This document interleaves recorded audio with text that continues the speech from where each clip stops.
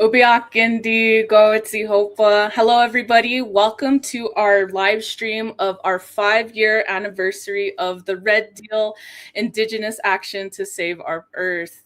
The Red Deal was published in the spring of 2021 by Red Media and Common Notions. It was written by members of the Red Nation following a community gathering of over 75 people representing Indigenous communities and organizations. This happened in our Albuquerque office on June 20th, 2019. It was there at this gathering where we identified the areas of struggle listed in the book. And these are the areas of struggle that we face most in our Native communities. And this was also organized with the original 4 principles of the Red Deal in mind, which are: what creates crisis cannot solve it, change from below and to the left, politicians can't do what only mass movements can do, and from theory to action. And from there, following that meeting, the Red Nation got to work, workshopping and writing the first 3 parts of the Red Deal, which were end the occupation, heal our bodies, and heal our planet. The Red Deal was a collective document. It was written collectively. It was dreamt up collectively. And staying in that fashion today, we will be talking about it collectively. We have a jam-packed show with all of our guests from Red Nation, Red Media, a couple hosts of our shows. We have Demetrius Johnson, Cloud, Elena Ortiz, Melanie Yazi, Ua Hikea Maile, and Nick Estes. We also have Sina in the studio. Round of applause for Sina as well. We also have Sina in the studio helping us today. And I'm really excited to talk about this. I was looking at old clips of when we first released the book back in 2021. What a different world it was back then, and how far have we come, but also how far have we declined as well. And so looking forward to talking about all of this with our comrades in the Red Nation. Before I pass the mic, I would also like to promote Red Media, who is responsible for the infrastructure of this live stream. Please sustain our work. If you love the podcast, if you love tuning into our live streams, please support us on Patreon. You can sustain us monthly on Patreon. In fact, there is a benefit tier where you can get to the Red Deal. We will mail it to you. And if you are already a patron, please update your address. Or if you don't know if you have an address on Patreon, please check, because there are tons of benefits that we still need to get out to our lovely patrons. And if you can't sustain us monthly, please empower our work by making a one-time donation on our GoFundMe. The GoFundMe link that we launched a while ago is still up. That is also another way to support our work. This live stream is possible because of viewers like you. So once again, thank you all for tuning in. So we're going to be doing a round of brief introductions where our speakers will also have the opportunity to not only introduce themselves, but also describe their relationship to the Red Deal, whether they're author, reader, organizer, etc. So in order, we'll go with Nick, Demetrius, Ua, Elena, Melanie, and Cloud. Take it away, Nick. Hamitakapi, my name is Nick Estes. I am one of the, co-authors of the Red Deal. This was really dreamt up. I mean, obviously, I'll do a longer introduction. I guess I'm also a co-host of Red Nation podcast. It's happy to be here. Also happy to finally get to talk about this after 5 years again. Actually, when I first moved to Minneapolis, there were some people who I met here in the organizing scene who had actually read the Red Deal. And they had a study group around it, so it was kind of fascinating to see how widely it had traveled, and people who had talked about it. And in fact, about 2 weeks ago, we've been doing oral history workshops with from Indigenous perspectives on the Operation Metro Surge, specifically focusing on Dakota epistemologies and grounded in place. And one of the presenters was an elder named Jim Rock, who talked about not only the Red Deal, but had talked about how he was in Cochabamba, Bolivia, during the time when they drafted the People's Accords. and how he was really excited to see that those things had that those accords had lived on through something like the Red Deal, and then thinking about how that could be applied to a place like Minnesota Bocoche, where we're currently located.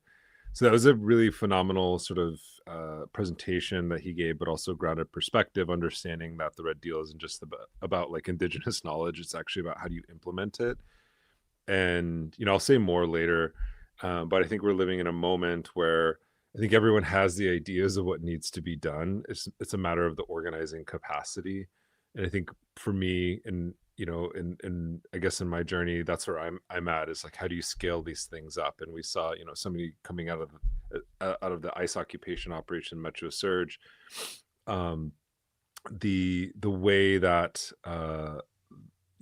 forces of the Democratic Party really capture and co-opt power. They capture and co-opt grassroots leadership. They capture and co-opt grassroots movements to channel them back into reforms and policing. I think a perfect example here on the ground is the way that the local police were kind of portrayed by the media and some organizations as the defenders of the community, when in fact they literally just let people get their asses beat by ICE agents. And then also on top of that, the militarization of the police force happened in tandem with the struggle that happened at Line 3.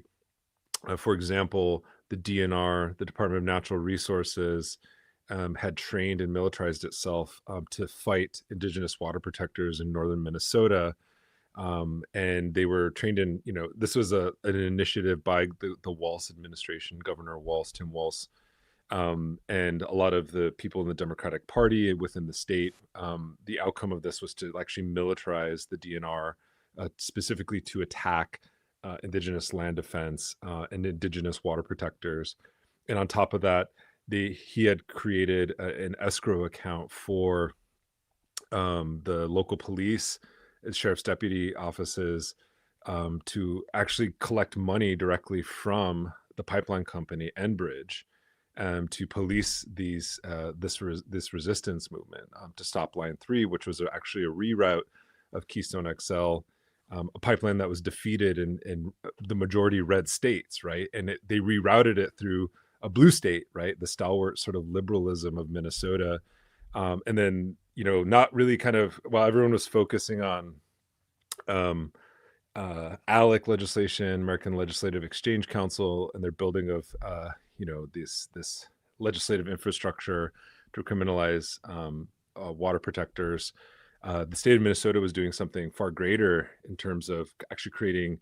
We don't need private security. We didn't need a tiger swan here because Minnesota actually closed the barrier between the corporation and the policing aspect of it.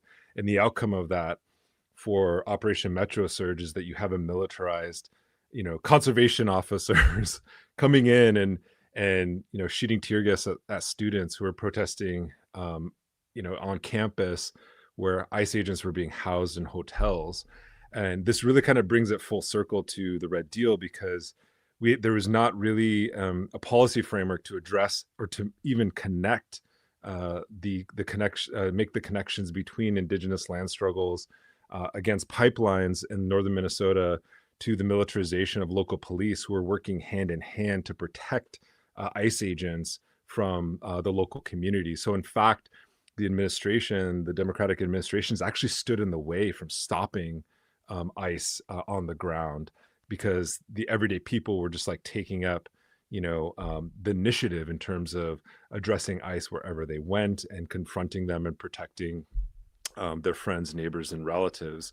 So I'll just leave it there because I think this is a more relevant piece than ever. I don't think it actually can be adopted by the current democratic, like liberal framework. And I think there's a big fear that there will be a political movement that will create the momentum and the mechanisms necessary for an invest and divest campaign that we had kind of approached in the Red Deal. And it's definitely grounded in the Indigenous water protector movement. I think we're living in a historic moment. I also want to give a shout out to those who are celebrating, the Liberation Day this week, when we defeated Custer at the Battle of Little Bighorn, blowing out the birthday candles in the United States this week. So there's a lot going on, but I think in this moment, when we think about countries like Iran really putting it on the line in terms of you know uh, squeezing out a defeat on the United States. I mean, that's what it is. I mean, Trump is kind of grasping at straws here. We have to look at this as in the in a geopolitical context to understand that these sort of geopolitics and the militarization of the globe actually prevents us from having the kind of system that we deserve, one that is grounded in indigenous values and that has spent billions of dollars to destroy the water protector movement and to confront it at all turns, that has been weaponized not just by the Trump administration but has been weaponized by the Democrats as well. So I think it's a very good book to read in this particular moment. So yeah, that's all I'll say. I apologize for taking up so much time. Thank you, Nick. Up next, we have Demetrius.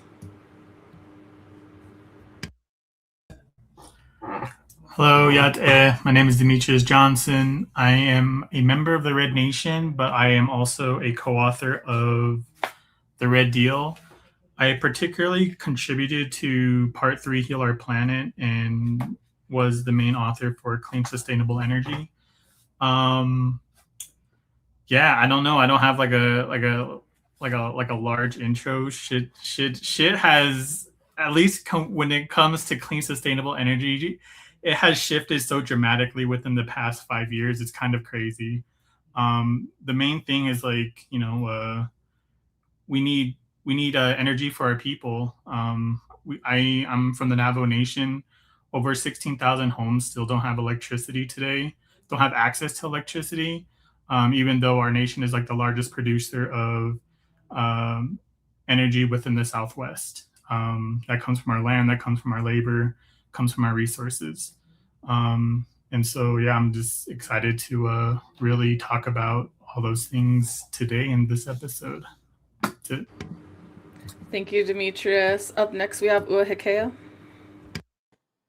Aloha, everyone. I'm Uahikea Maile. I'm Kanaka Mauli, Native Hawaiian from the east side of Oahu in Maunuili, near Kailua, what many folks who travel to Oahu Island understand as a beautiful beach destination. My family lives tucked into the mountains of Ko'olaus.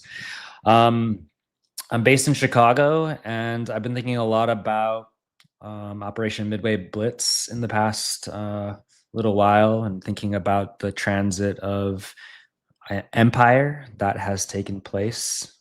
And in particular, its relationship to the recommendations and encouragements of the Red Deal. Everybody hear me?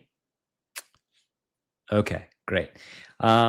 In particular, because of the violence of the intervention, as well as the incarcerations and raids and deportations that have not just landed here, but also elsewhere in Twin Cities and Texas and LA and Memphis, all across the country. But the naming of the operation in particular to protect our borders and our homeland, which is precisely a settler colonial construction, that being the US's borders, its jurisdiction and territory, but also its homeland, a white nationalist, far right construction of what that means, which we understand to be a settler colonial homeland and its attachment by those that have produced a kind of nativist idea about their own home and land. All of that being wrapped up in Midway, which is a name generally and popularly understood because of the Midway, which is the Midway Plaisance, wherein in 1893 the Columbian Centennial Exposition took place in the World's Fair, where many Native people were performing and on display for the world in the White City as a kind of progressive movement toward what would become the homeland of the U.S. settler nation state, and now its defense that we see from the fascist Trump administration. But also, Midway has been a designation in the city of Chicago. There's an airport named Midway, and it's taken from the World War II 1942 moment of the Battle of Midway, which takes place in a realignment of empire, burgeoning era of decolonization in the Hawaiian archipelago. The Midway Atoll is a part of the Northwest Hawaiian Islands. And I've been thinking a lot about the ways in which this transit of empire and the transference of US empire in particular has taken shape in this. And the way in which the Red Deal brings to bear a left below perspective that is indigenous in criticisms of fascism, of empire, of what we're seeing not just in Chicago, but like Nick was just mentioning, in the Twin Cities, and the rationale and justifications that gets used by this particular settler nation state to not just militarize its own police and close that gap between oil and gas and the militarized police domestically, but then to launch and continue forever wars abroad. And in some cases, like in the case of Hawaii, to annex and to legally incorporate and to occupy.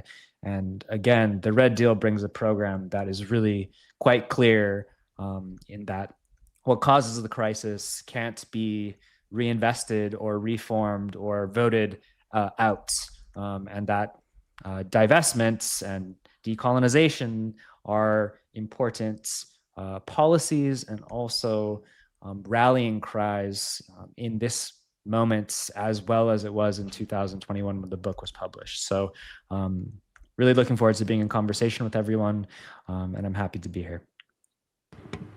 Thank you, Ua. Next up, we have Elena. Thank you, Tamu Uyagindi. My name is Elena Ortiz. I'm calling in from Ogapoge Awinge, otherwise known as Santa Fe, New Mexico. And I was, like Demetrius, co-author of The Red Deal, along with the rest of the Red Nation, mostly focused on Heal Our Planet. And when I think of the Red Deal, everything that has already been said, the transit of empire, a framework for decolonization, but also I think about when the book was written and when we got together and started this whole project, which was during the pandemic, and people were dying left and right, particularly indigenous people, and the Nene were dying at a rate that was unheard of and so unbelievably painful because of the elders that we lost. And I think about 5 years ago, what was going on in the world and how me personally, I couldn't believe that we were living through a time like that. And there were some positive elements because so many people had all of this extra energy. We were on lockdown, people had lost their jobs. And so rather than wallow in what was going wrong, we got together and created something right. And I don't mean right, I mean left and below. We worked to create a framework that would give hope. And Melanie and I have talked a lot about this on the podcast. I'm also co-host of Red Power Hour podcast, and we talk about hope being revolutionary. And I think the Red Deal is hope incarnate for Indigenous people. And 5 years ago, the Red Deal was hopeful. It's still hopeful today. The world hasn't really gotten any better. It's gotten worse in different ways. And I sit here in Ogapoge Owinge, no longer in a state of extreme drought. We're in a state of perpetual drought. And we have things facing us in the Southwest, like the Colorado River Compact, which is taking water from all of the people in the Southwest, water that we don't have, and the threat of data centers in the Southwest in places that don't have the water to support such things. We don't have the water to support our own living beings, much less data centers. So the emphasis has shifted. What is most important to address, those issues have shifted. But the Red Deal being a framework that can see us all into the future has not changed. And I think it is a beautiful thing that we're able to come together on this 5-year anniversary and talk about how things have changed and yet how they have stayed the same. And we are witnessing the transitive empire. And I also believe that in its own way is a hopeful sign. So I'm glad to be here. I'm glad to be with all of you again. And I'm going to pass it on to the next person. Thank you, Elena. Up next, we have Melanie. Okay, can everyone hear me? Yes, okay. Yat everyone, I'm Melanie Yazzie. I am one of the co-hosts of Red Power Hour, one of the series for the Red Nation podcast. Also longtime member, co-founder of the Red Nation. If I recall, I think I edited the entire Red Deal, and I either wrote or assisted in the writing of like almost all of it. It was a lot. It was a lot of work, but really beautiful process. Deeply collaborative, and so yeah, I spent a lot of time on the Red Deal. I apologize for being a little bit late. Today has been an extraordinary and really intense day. I did not expect to be getting home. I pulled into my garage like 2 minutes before 3 and then rushed into my office to join for this. One of our Indigenous sisters here who had been facing 5 federal felony charges for resisting ICE in June of 2025 when there was a raid on Lake Street in South Minneapolis. Her sentencing was today. And so I joined several other of our good relatives here in the Twin Cities. I'm here in the Twin Cities. I live in St. Paul, but the federal courthouse is in downtown Minneapolis. We were all at this morning for the sentencing. It took way longer than any of us expected, but at the end, her charges were reduced to 1 misdemeanor, kind of assault on a federal officer, and then her sentence was time served with no further probation. And the 5, yes, victory. There's a reason why I'm telling this story in relationship to the Red Deal. What she was facing, if she had gone to trial for her 5 federal felony charges, would have been 80 years in federal prison. And today we know, you can see Cloud's shirt. I see Cloud at the top. Their sentencing began for the Prairie Land defendants, and it was a much, much different story, the one I'm sharing with you here about Isabel Lopez's case. And the reason why this is important is because it sets a precedent.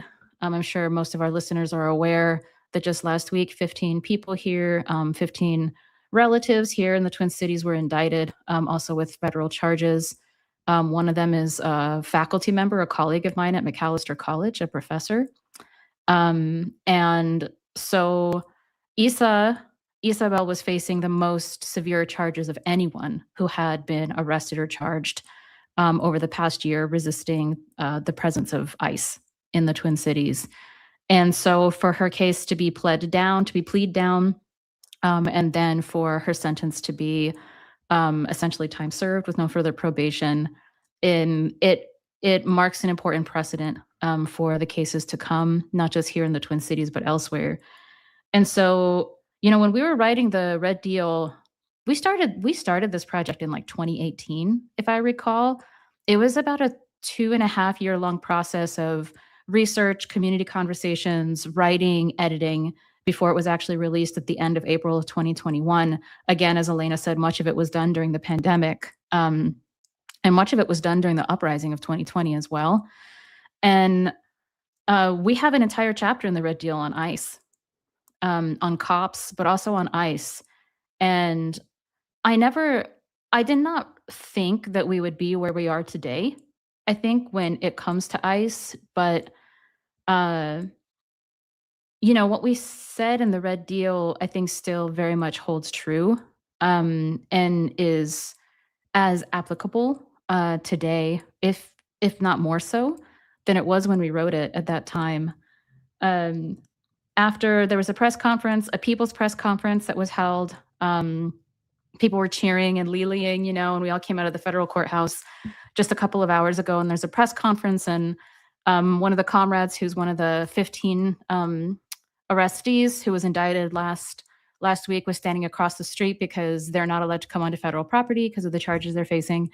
Then the crowd went over to them and they were talking with them. And the spirit of, I think, solidarity around repression, state repression, is something that we felt that in Albuquerque when we were writing the Red Deal several years ago, but being here in the Twin Cities in this moment, and then also like in the aftermath of the uprising of 2020, it has a very particular feeling.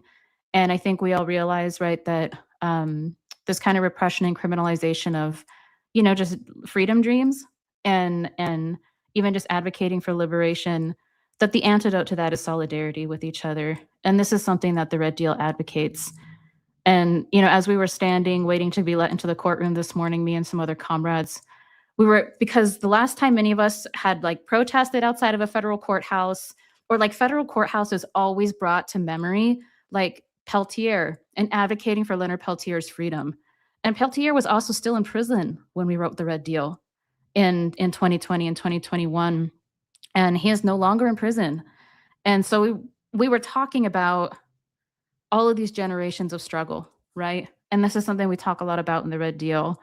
And so today, kind of coming off of that and rushing back here, we went to go eat at a hibachi buffet on Lake Street at like Lake and I-35. And I was like so ravenous that I was like, I need food before I come do this podcast, which is why I was late. I was literally just like shoveling hibachi buffet into my mouth. But one of my other comrades was just like, yes, in 2020, they were going to like burn down the hibachi buffet. And a bunch of us were like, no, it's the people's buffet, because it was like right in the epicenter of where people were throwing down, that summer after George Floyd was brutally murdered by the Minneapolis Police Department. And so it's just so interesting how it like condensed into just this one day is this like entire 50-year history of struggle.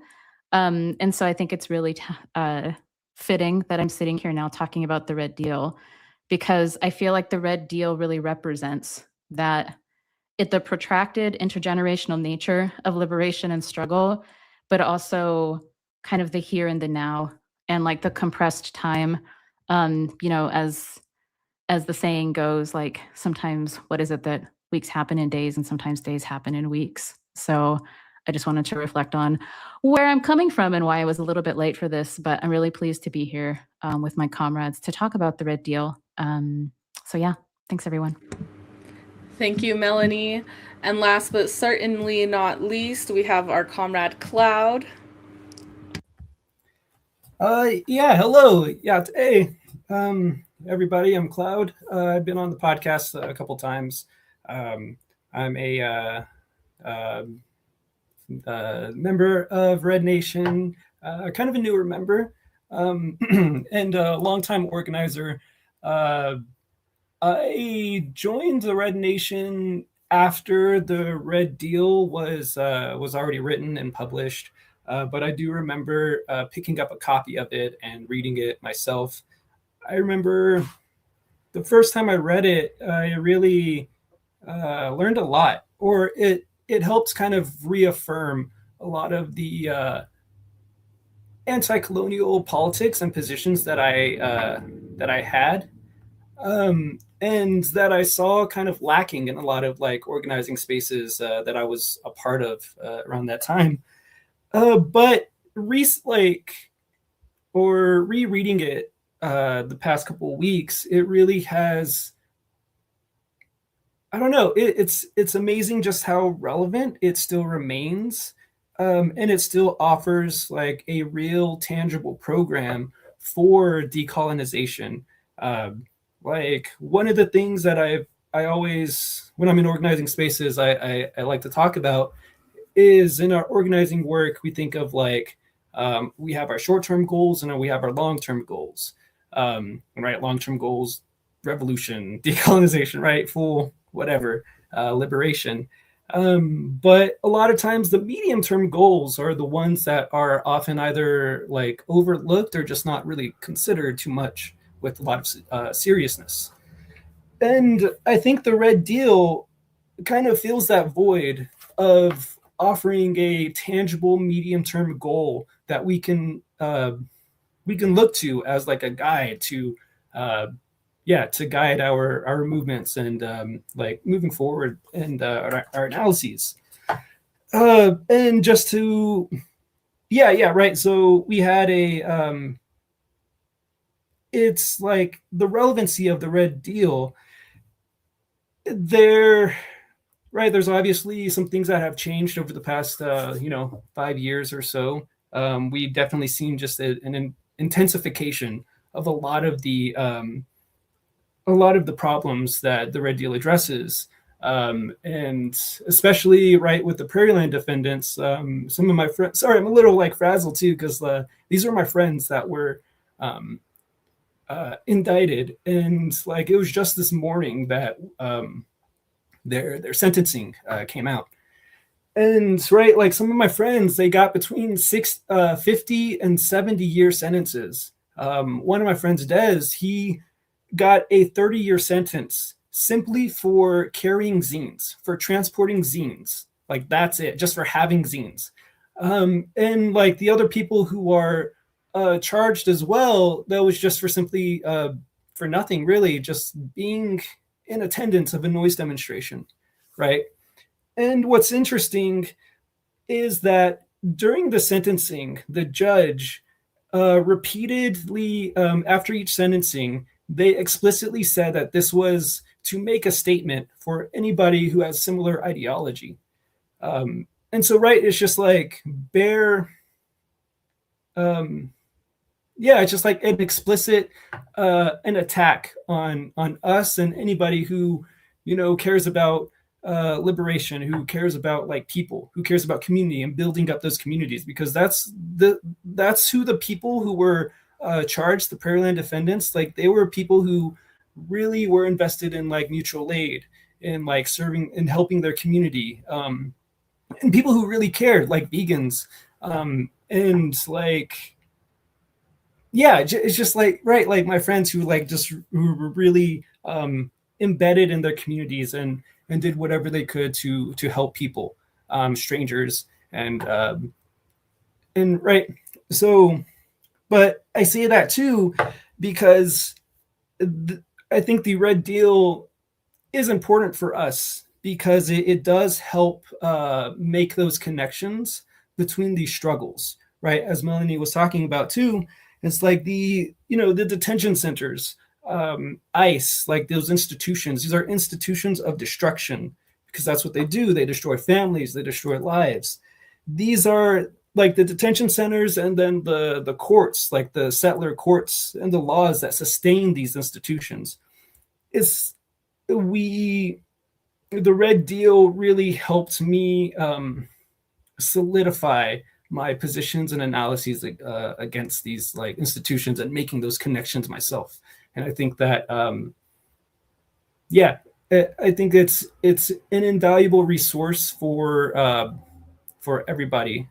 Not even if you're not Indigenous, it is important to have an Indigenous like analysis or just listen to an Indigenous like perspective of, especially in the U.S., because the United States is rooted in like settler violence. Like that is this, that's the country, right? As we come, right, as we're celebrating, as we have the birthday, 250 years, right? But I'll leave it at that. But I am extremely humbled and grateful to be in conversation with all of y'all. Yeah. Thank you, comrades. And I'll also do a brief introduction. I don't think I did that at the beginning. My name is Justine Tiba. I am from the Pueblos of Santa Clara, Tesuque, and Acoma. I'm live streaming from the res on Acoma. And I was there at the beginning stages of the Red Deal when I first joined the Red Nation. And I've been promoting the book ever since as a part of my job here in Red Media. And just a quick reminder, which I also feel I didn't do in the beginning, what is the Red Deal?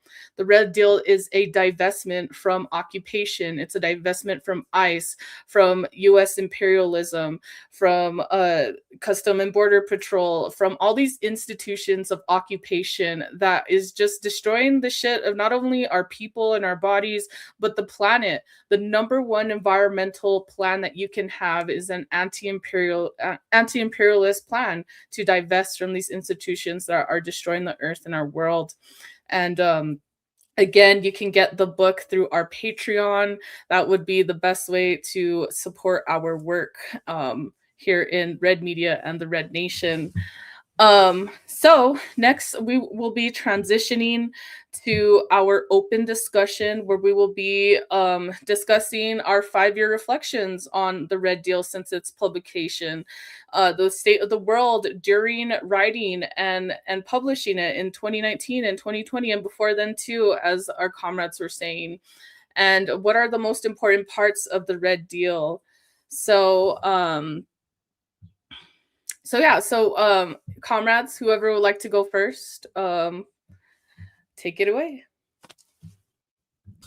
And people are volunteering D, so I'm just going to throw them on stage. Okay, that's fine.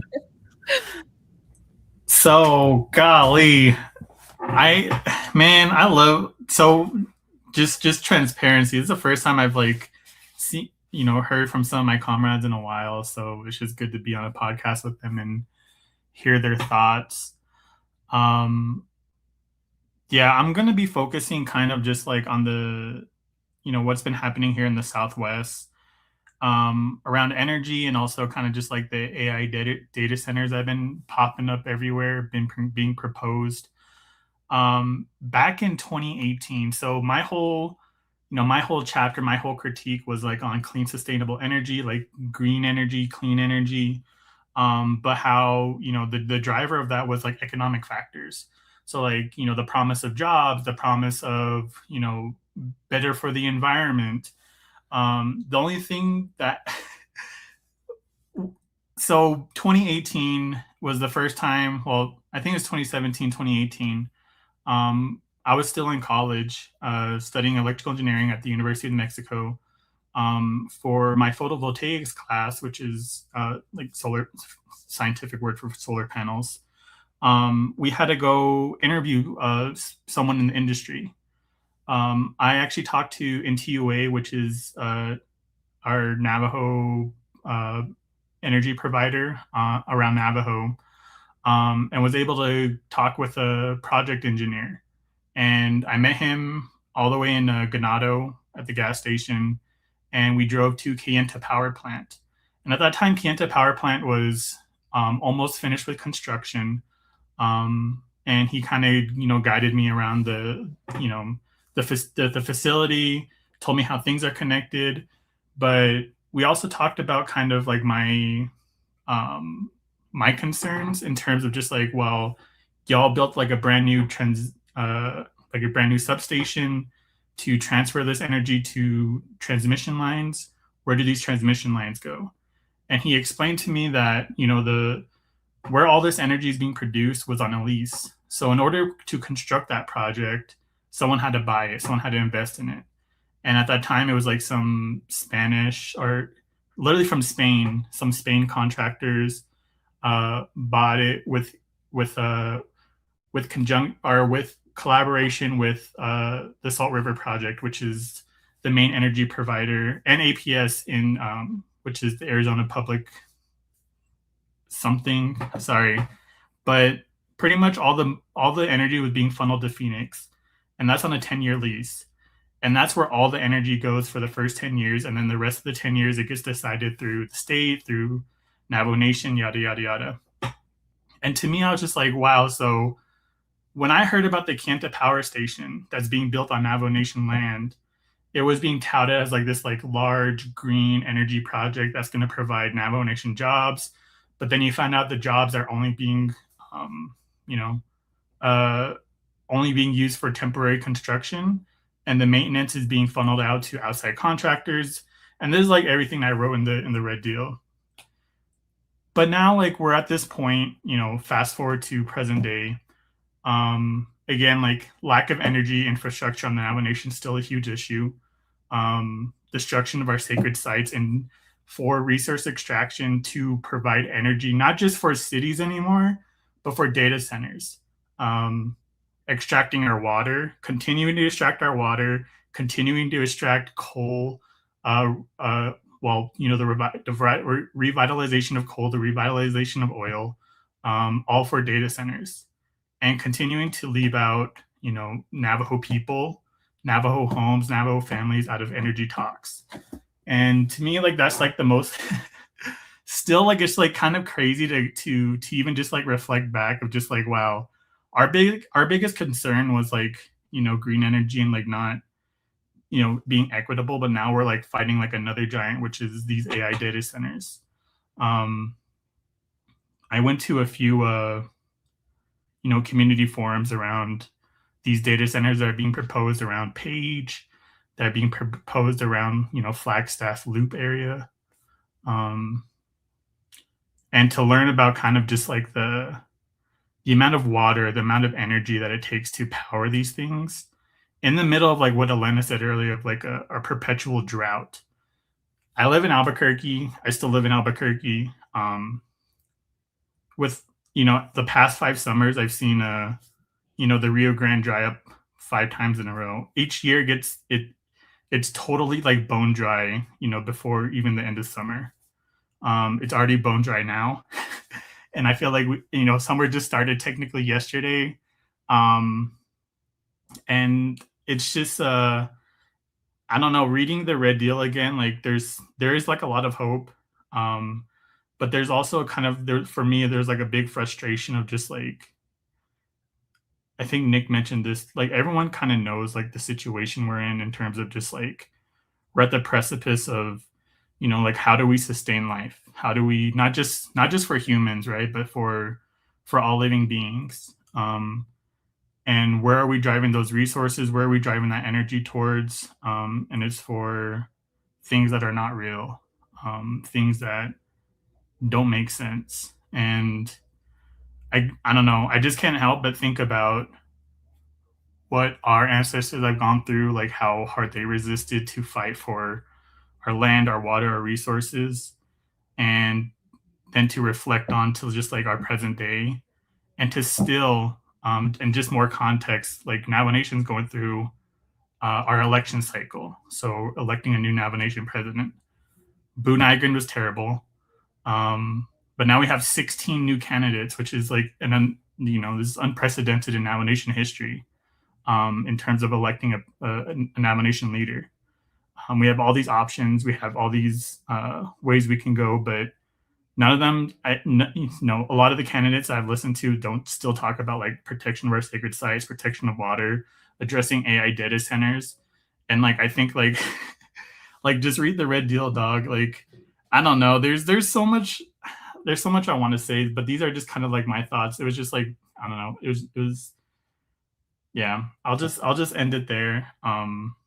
I feel like I talked for a long time, but yeah, if any other comrades want to speak, that's where I'm ending.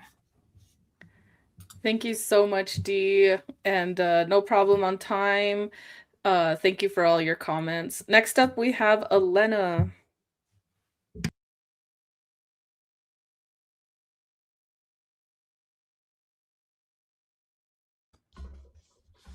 Thank you, Dee. I hear everything that you're saying because we're in the same place, and it's dry. There's fires surrounding us in all four directions. The Rio Grande is dry, and I don't think that has changed much in the 5 years since we wrote the Red Deal. I'm reflecting back to when we got together to write this, and we each had the option to choose a portion of the already structured chapters that we wanted to do. And Dee was talking about the healing our planet, which was also a part that I took on and started doing research into it. And so many things were really, I don't think surprising to me, but shocked me in a lot of ways that I was not prepared for. And one of them was, the statistics that show that, although Indigenous people make up less than 5% of the world's total population, the Indigenous territories globally contain 20 to 25% of biodiversity and the planet's biodiversity. And that's incredibly important. Biodiversity in all of its forms is so incredibly important to the planet's survival. And that Indigenous people have been caretakers of this planet for so long, and that most of this land has been removed from the authority of the original caretakers. And then when we finished the Red Deal and we were doing sort of the press tours, and there were various members of the Red Nation who were going to who did Zoom and actually went to bookstores and read from the Red Deal. And I remember Melanie saying something which stuck with me for a long time, which was, we're staring down the barrel of a 30-year gun. And like, that's the time that we have left to change what is going on this earth in order for living beings to survive. And that stuck with me because like Dee was saying, our ancestors were the original caretakers of these lands, and they bequeathed to us that responsibility, not the land, but that responsibility to caretake the land. And we have done a very poor job of it.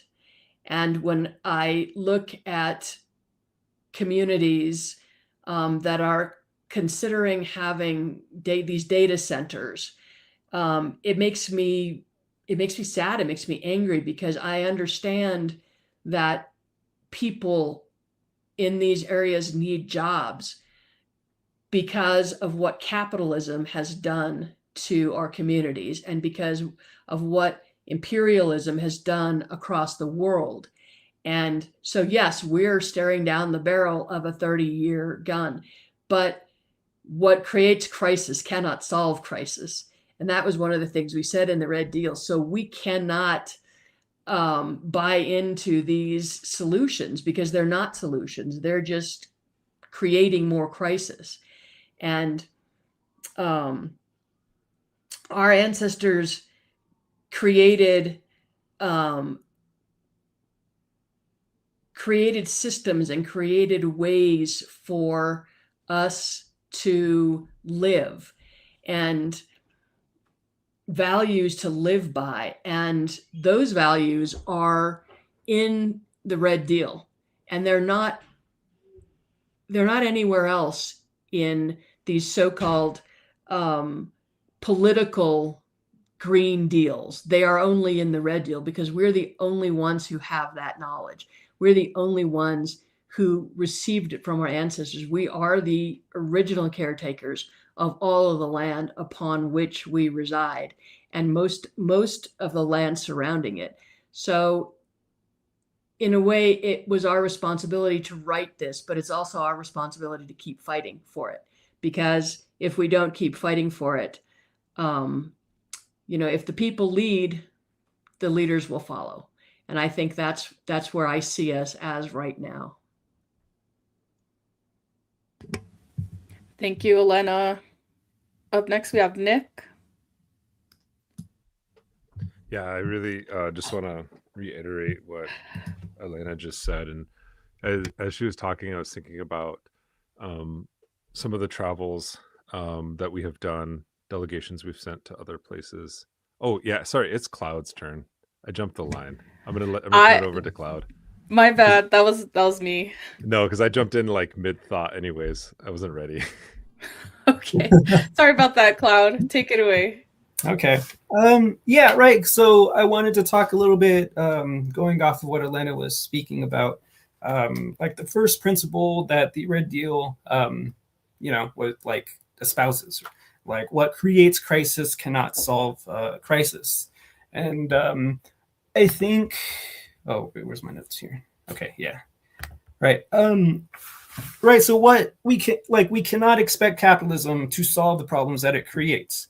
Because when it does, it just creates more problems, even greater destruction. It multiplies and magnifies the issues. It does not rectify them, right? And right now, we see AI as being touted as a solution to capitalist crises, to the economy, to efficiency, the climate disaster, right? That capitalism, brought us to. However, in thinking about AI and like automation generally, it, on the one hand, yeah, it ideally possesses the potential to be used for these things. But whenever you look at the actual material cost of AI, the like infrastructure that's necessary to sustain it, that's rooted in just straight up just displacement and contamination of the lands, of people, water, and the animals. This is a like, just thinking about the weight, like the actual material weight that's necessary. It just burdens us as we stagger towards our liberation, towards our future. So right, like as long as this technology or any technology is in the hands of the ruling class of the capitalists, then it's only going to be used against us, to destroy our minds, to destroy our worlds. Yeah, right. So like I remember a while ago in the Red Nation, we discussed like AI as or someone had described AI as like a technology similar to the railroads. But the article was framed in a positive light, that AI, right, saying that AI was this positive, like technological, just like increase, and it's good for us. But I think that analogy works the other way too, in that railroads were used as a form of colonial like power to like consolidate power in the colonies in the US, and to just like impose like military like power. So AI is currently being used for those same purposes as well. It's displacing people. Like it's often, these data centers are being built on like tribal lands, on reservations, or just like out of the way places, because that's where these big tech companies can like exploit people. It's promising jobs, but those jobs are very short term. It's mostly just like construction, maybe some planning, but then once the centers are actually like built, there's nothing left, because all of those jobs are just like offloaded like remotely, or like just a few managerial positions that the communities that these data centers are being built in are not going to be, they don't get those jobs, right? So but also AI is being used to further the imperial goals of the U.S., right? Like it has been used in the Iran war to shorten the kill chain. Like Claude AI has been used to shorten the kill chain and to make war more efficient. But the like we have so many bullshit jobs here in the U.S. Like that's still we're just being used to train those AI, those models, those AI models to basically replace us. And then that just like exacerbates that the issue of like unemployment and right with the cutting of social spending that leaves us, in a much worse position than we were. But right, so like, what's the solution? And right, the Red Deal, one of the parts it mentions is land back, right? Like land back, sure, like that's what that is like the ultimate solution, right?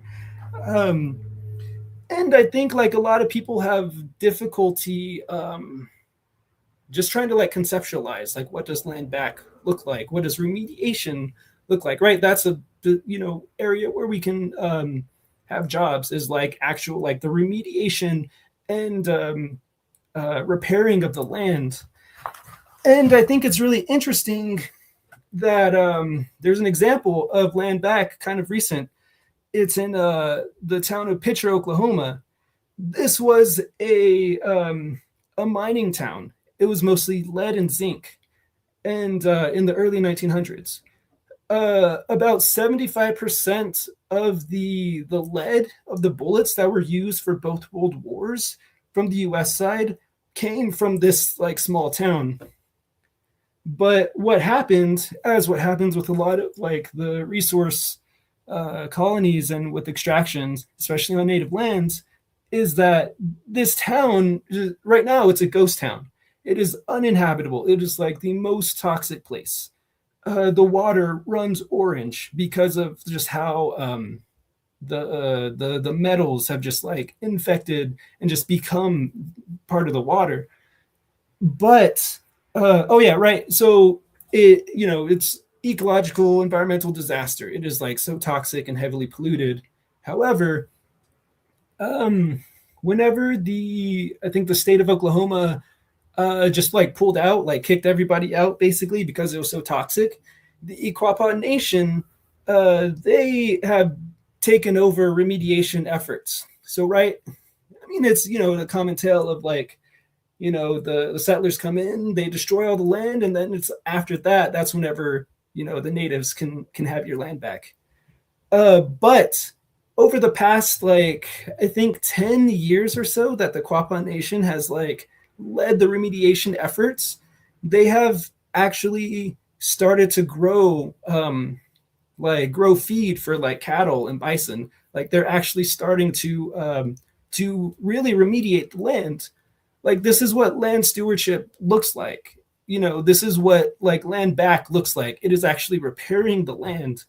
The only issue is that with the cuts to federal spending under the Trump administration, like money and grants from like the EPA, like the super funds, that that money is dwindling, right? They don't have like the funding to like they're still gonna like continue these efforts, but it's like the Red Deal and what like this offers up a potential for like these are the programs that we need to focus on now to avoid just to secure like an indigenous futurity, to ensure like life. Like that is like at the root of the Red Deal and of like our organizing efforts, is to secure life and to oppose destruction of all that exists. Yeah. Thank you, comrade. Now we got Nick up. Yeah, thanks for that, Cloud. Sorry to interrupt. So I was just thinking about what you had talked about at the beginning and what Melanie had mentioned about this attack on this creating this kind of fear and paranoia around the scourge of Antifa, right? That the Trump administration has really put out there with these cases and this over sentencing and overcharging people and this crackdown and sending the message. And I was thinking about the U.S. Attorney General or U.S. Attorney Daniel Rosen, who was reading out kind of the press statement for the DOJ for the 15 people who were arrested here in the Twin Cities. And he called political violence a national scourge of our times. And I was just that kind of framing really stuck out to me for many reasons, because this administration, doesn't see housing, doesn't see healthcare, doesn't see climate change, doesn't see just like the basic, the complete gutting of our education system, mass illiteracy. This happens through AI, but also it's been done through social media, but also the leading cause of death of 18 to 45-year-olds in the United States is actually illicit fentanyl overdoses.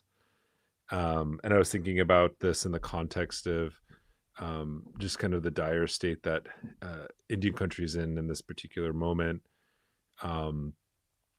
because the life expectancy before the pandemic was about 71 years. It dropped roughly to about 65 years, with some states like South Dakota, where I'm from, reporting a median age death of just 58 years for Indigenous people. And that's pretty, like, those numbers are pretty astonishing, right? And they're actually, some of the epidemiological reports have shown that this is not just because of overdoses, or sorry, it isn't just because of COVID deaths, but this is actually a larger sort of trend in the United States. And of course, Indigenous people, because of all the socioeconomic, political, and structural elements to being colonized by the U.S., causes early death.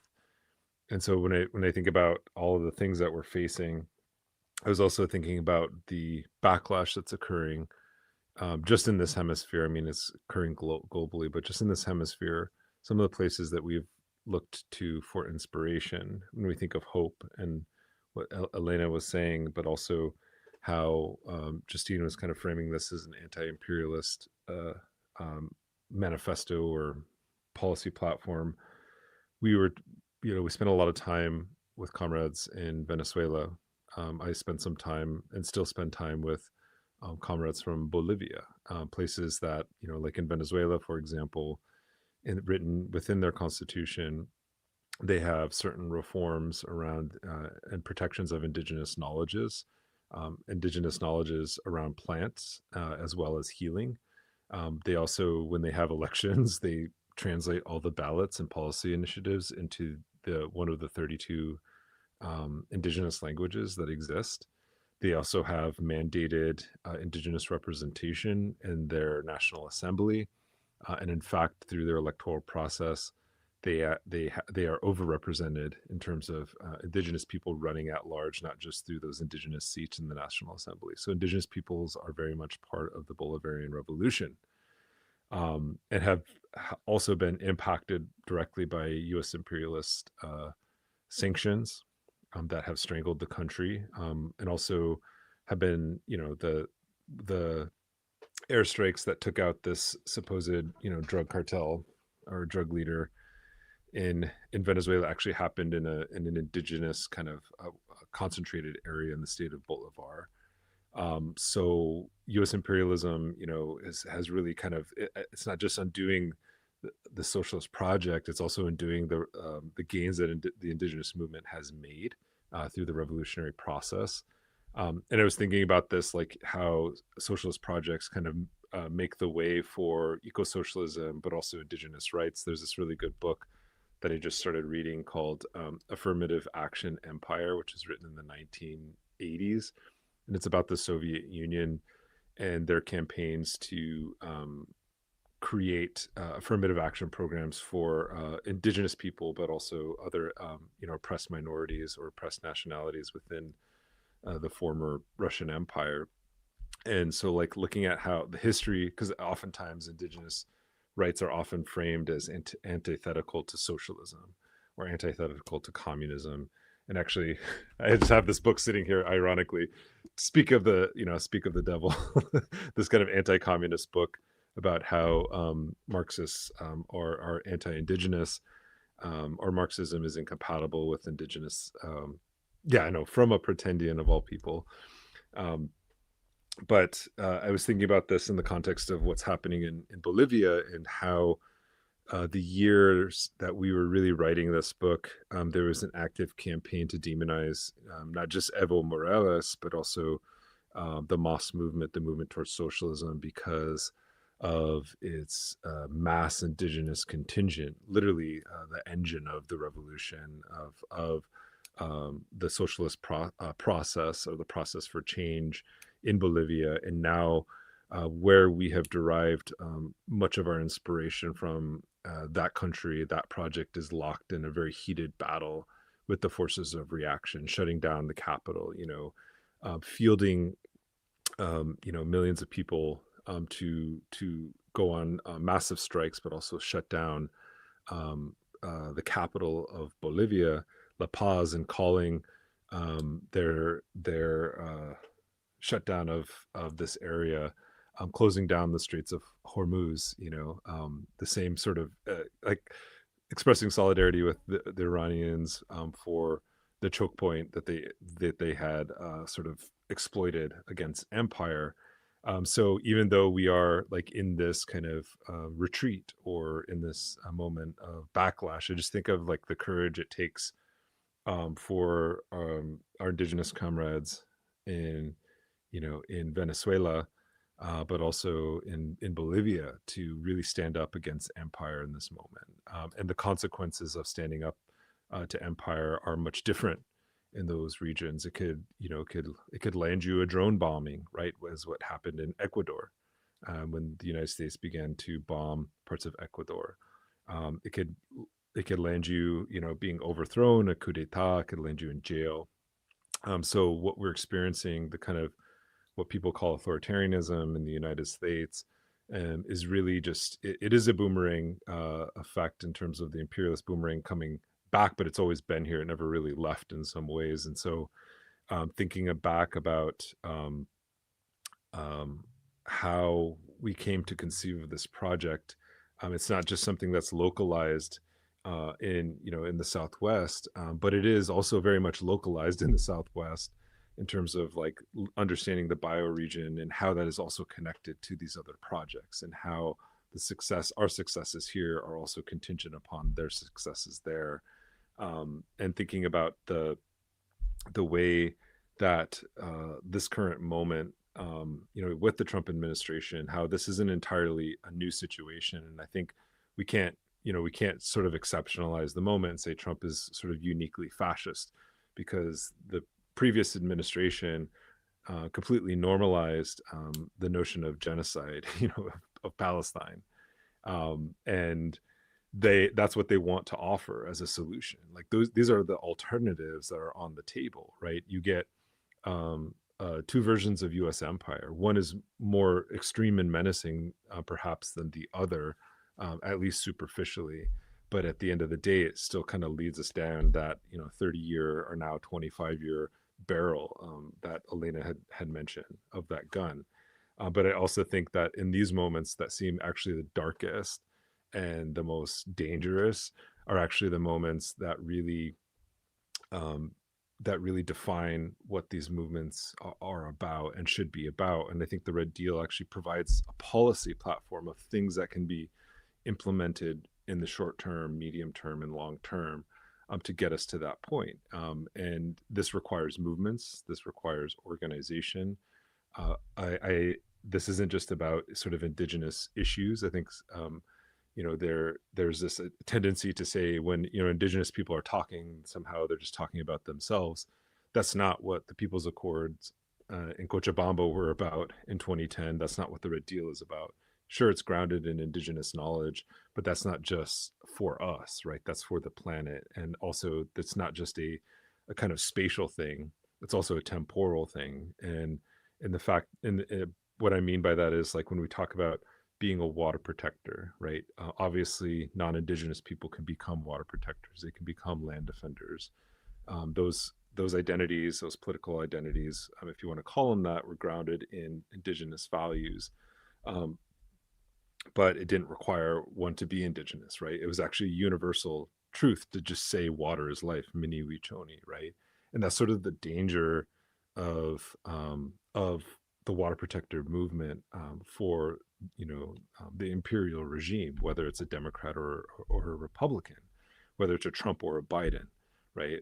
Whether it's a Clinton dynasty figure or the Trump, whoever Trump's successor will be, which is probably, people are pointing to JD Vance, right? This is a inherent danger, this idea that indigenous values, or that there's still a governing order that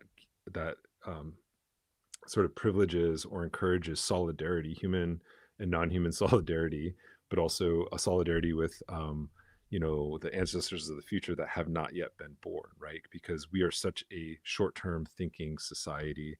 We don't have long-term planning. We just plan to the next midterm, every 2 years, whatever election cycle comes around.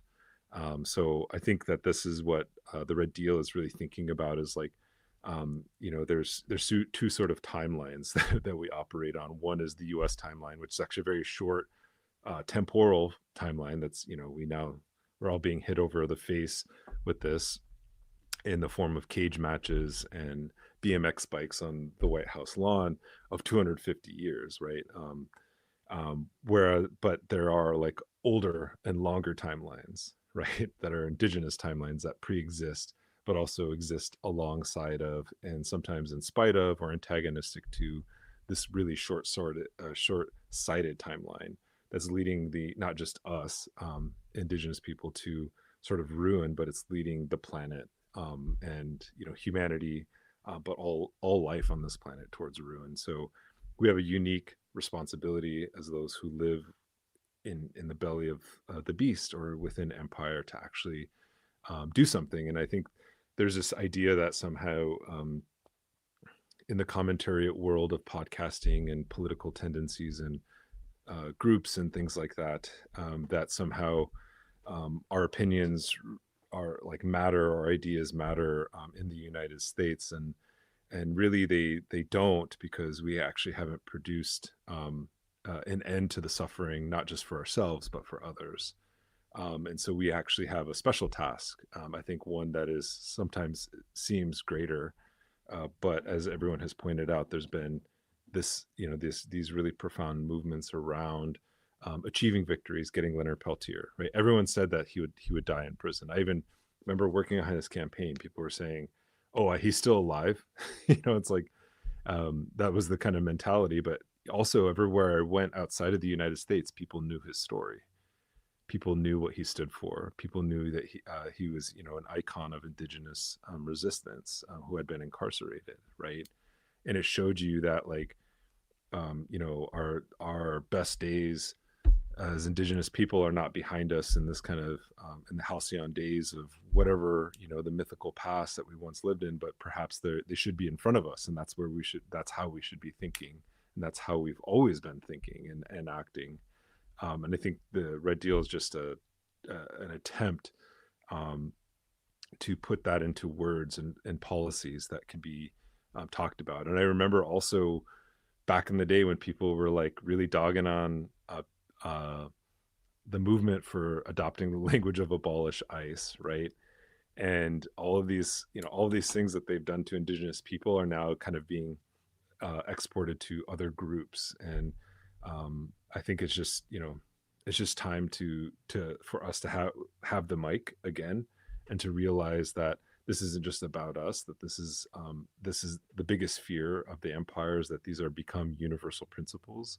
Because if it wasn't a big fear, then why would they spend, I can't remember who was saying it before, but why would they spend so much time, energy, resources creating these infrastructures of repression, thinking up these really malicious and nefarious ways to take away people's freedoms, to take away their lives, to terrorize, everyday people.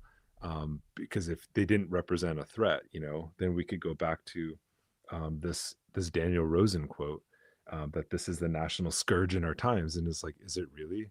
Is it not that, the leading cause of death of 18 to 45-year-olds is illicit fentanyl overdoses, or this drastic decrease in life expectancy amongst indigenous people? What you're putting on offer is very just criminalizing the very people who are actually trying to change something. And it's, we have to, in this moment, I think, lean into the successes of this movement, and not really get cowed and paranoid about the way that this repression actually happens, because we know that this empire was built on death and destruction, and as it's declining, it's also making, it's a wounded dragon that is inflicting as much damage as it can, as it itself is weakening.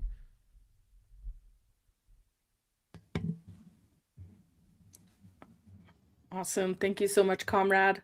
Next up, we have Melanie. Yeah, it's my understanding that one of our patrons or our listeners had a specific question about how the Red Deal was written. Oh my goodness. So the Red Deal was written over the course, I would say, of about 3 years consistently. Red Nation was at that time based in Albuquerque. So I would say 95% of our membership was local. Oh, thank you. What was the writing process like? How long were y'all thinking about this project before it was published? Excellent. So our membership was almost entirely local. And so I think one of the strengths of the writing process was that we were physically able to get together on a regular basis for several years to map out the project. We came up collectively, and by collectively, I mean everybody in the organization collectively devised the outline for the book, what would be the 4 principles or the 4 pillars of the Red Deal, how the book would be divided into the 3 sections that it later became. And then we volunteered for the different chapters or the different sections that we were going to write. I think it was a team of maybe a small team of people who wrote most of the introduction. And as we were writing, we would submit drafts and we would review those drafts. We would go out into the community and do large kind of community, not really workshops necessarily, but listening sessions to try to get a sense from the people as to what were the themes, right? What were the issues that were the most important to cover. And so it was through a process of research, deep conversation and collaboration with each other. And by each other, I mean, at that time, we had probably about 20 consistent members in the Red Nation. And it was through a very intensive dialogue and a very material process of interaction and relationality with each other that with each other, and then also with the community, with the people, that we identified the key issues that we needed to cover in the Red Deal. It is an interesting thing to shepherd young people and maybe folks who have never been empowered to write. Writing is scary. Writing is often something that is considered to be bourgeois, quite frankly. Writing is not considered to be something that is accessible or appropriate for working class or poor people. And, Red Nation, I'm a professor. It is partly my vocation to be at least a decent writer, if not a good writer, to be able to know how to conduct research, right? These are the skills that I developed through going to graduate school and such. And so the Red Deal was not written by academics. Certainly I helped to write it. And we have, academics in the ranks of the Red Nation, but it was really written by, I would say, a cross-section of the Indigenous working class. Very gender balanced in terms of who was in the organization at the time and contributed to it. Quite queer, I would add as well. There were a lot of students. There were a lot of previously unsheltered people, who did the writing for the book. Just community members, people in recovery from addiction, as well as academics. And I think that the people who wrote the Red Deal together represent like who we actually are as Native people here, at least in the United States. And the reason why I was saying it's interesting to shepherd people through writing is, right, like I teach writing. It's like my job literally as a professor. It's one of the things I'm supposed to do is to teach people how to write. But I would never like condescend, to my own comrades, no matter their background, about writing, because everyone has the right to write. I mean, that may sound really hokey, but it's actually like writing is, like Nick was talking about illiteracy, right? Like writing is denied to so many people based on gender and class and social location and position across the world. And so to pick up that pen and to wield that pen and to feel empowered to find your voice, to discover that, because writing is about discovery. It is literally about finding your voice. And so doing that at the same time that we were really trying to put language to something really powerful, because at the time we were writing the Red Deal, we were in struggle. The Red Nation is in a different place now because everyone you're seeing here on this live stream is living in a completely different location, right? We do not physically live in the same place anymore, and like we did at one time. And so we cannot come together collectively in that same way that we did back at the time that the Red Deal was being kind of envisioned and crafted and written. And so what was happening coming out of maybe like Standing Rock, I would say maybe just 2 years prior to when we really started to think through the Red Deal for the first time. And, as Nick was saying, all of the work we were doing on the international level, we had been sending comrades to Palestine as well during the interim. The uprising of 2020 came not too long after that. And then the pandemic, of course. And so it was in this cluster of mobilization.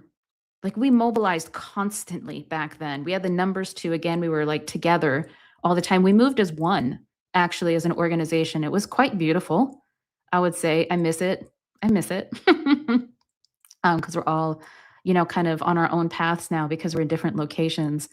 But I think that a book, and not really a book, the Red Deal isn't really a book, right? It's like a manifesto, as Nick was saying, a manifesto, or it's really just like a platform for liberation, essentially, decolonization. I think the way in which it was written could only come out of maybe that particular moment and that dynamic in the organization. And so the sharpness of that language, the directness, I think, and the fierceness, I think maybe that can be found in the pages of the Red Deal, and even the variation in writing, which may be frustrating for some readers. You're like, oh, I can definitely tell that this part was written by a different person than this part. I'm glad you can tell that, because it was. And everyone was empowered, to contribute. And to me, that is like truly liberating. And so we were just very dedicated to that. It was a process that was as alive as the movement itself. And because we were in struggle as we were writing it, there was like a dialectical relationship between literally like acting and going out into the streets or going onto front lines and then like writing. And this was also the same case with the other book that was published that same month, Red Nation Rising, which is kind of a Red Nation book that I co-authored with Nick, Jennifer Dennett-Dale, and David Correa. But I remember I did a book talk for that once around the same time, because Red Deal and Red Nation Rising came out pretty much at the exact same time, both in April of 2021. And I remember at a book launch event for that, I was describing the writing process, and it almost felt like a fever dream at times, because literally we would be like in the trenches organizing. It was during the uprising of 2020. It was that long, hot summer. We would be like in the trenches, like usually in the evening and at night, because a lot of actions were happening then. And then in the morning and the daytime, I would be like sitting and writing, my entries for Red Nation Rising. And we were editing the Red Deal around the same time. And so I just think it's important to describe like the political context and the material context surrounding the writing of the book and the enormous amount of care that went into it. Because a book is an interesting thing. A book is like, what is it like to use like a Marxist understanding? I mean, this is a journal, but a book is like the congealed product of an entire means of production and a production chain. And the labor that goes into something like this is unseen until you tell the story of that labor.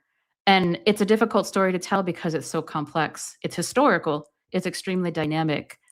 And so when I talk about like what was the writing process of the Red Deal, I can't just talk about like these are when we put the words to the page that then became the thing that was published into the Red Deal.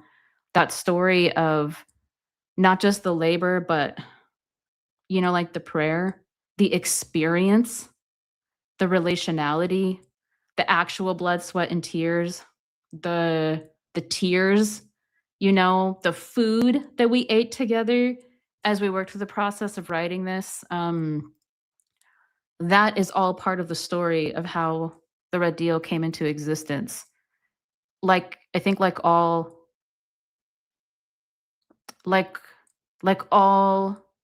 humble representations of liberation, which I think the Red Deal is.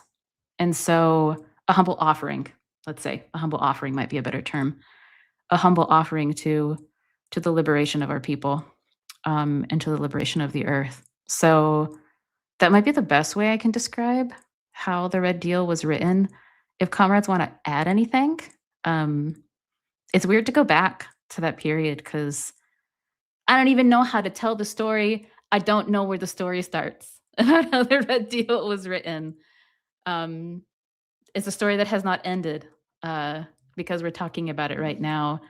And each of us, I think, continues to walk the path of liberation and takes very seriously decolonization and, for the most part, revolution, which you're apparently not allowed to say anymore, but it's just that's who we actually are. And that's what the Red Deal represents. Thank you so much, comrades. Next up on stack, we have Uahikea.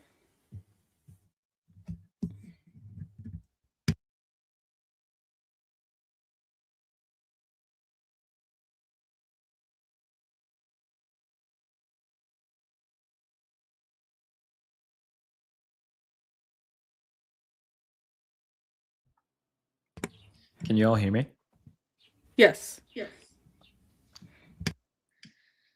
So I was thinking about reflecting on the publication side of the Red Deal, especially in how it was represented and circulated in the early stages. 2021, you know, Melanie and I were on Democracy Now! With Amy Goodman, actually, talking about the Red Deal. And it was in the context, especially at that moment, of former President, US President Joe Biden's kind of faux climate summit that was taking place, where he was gathering climate leaders, alleged climate leaders, to talk about anthropogenic climate change and new policy, et cetera, et cetera. So we were the focus of a Democracy Now! Show to talk about the Red Deal, its program, respond to Biden's climate summit, and to talk with Amy and their colleagues about an Indigenous Action plan and platform to save our Earth. There's a couple of things that I remember really lucidly about that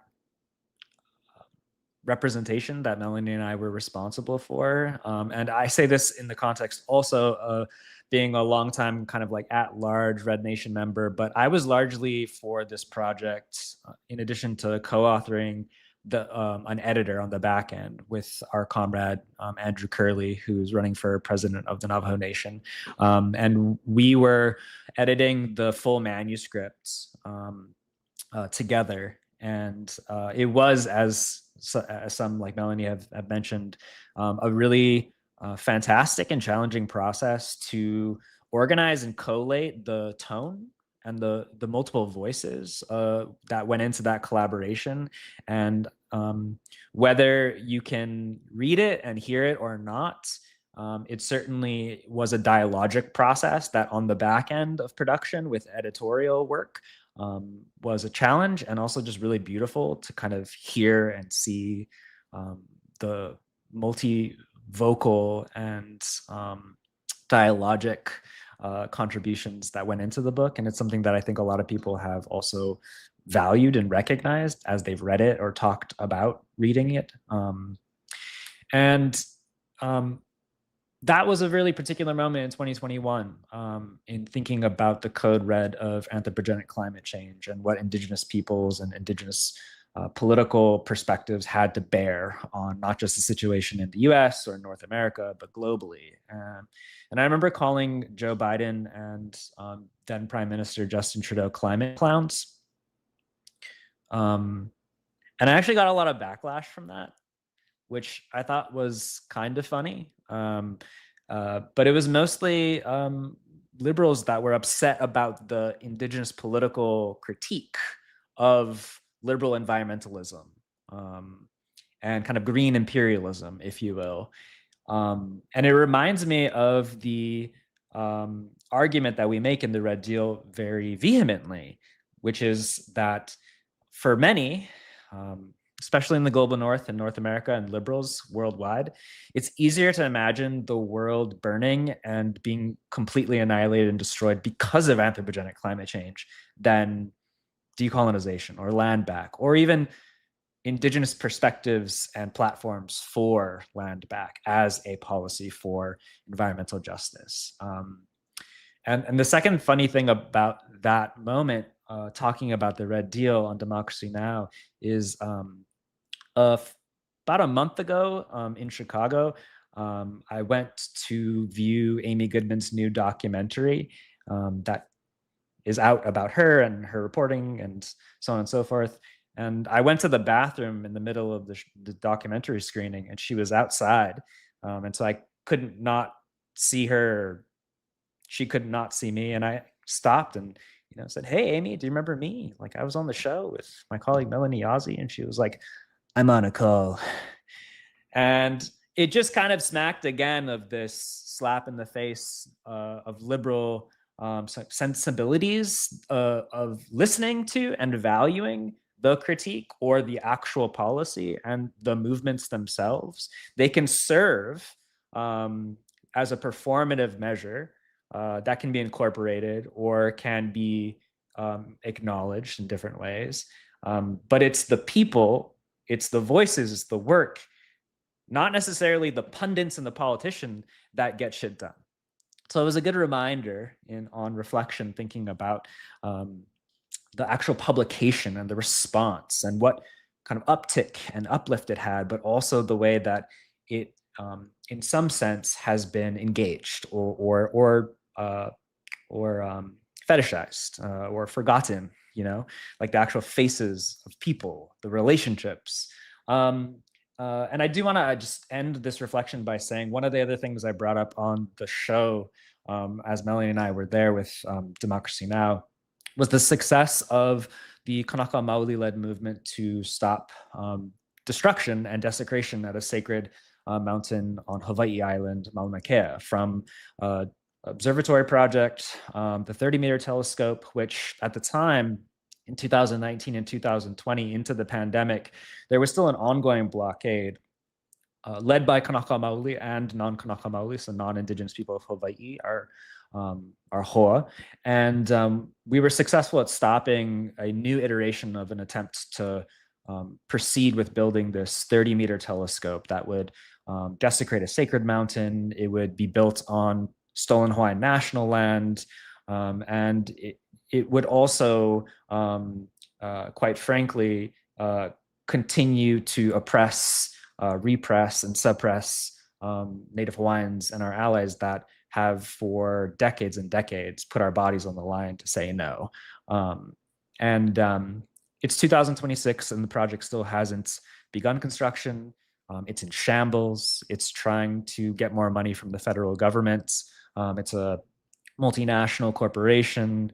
Canada's been put on notice for manufacturing Native Hawaiian consent by the United Nations and the United Nations Committee on the Elimination of Racial Discrimination.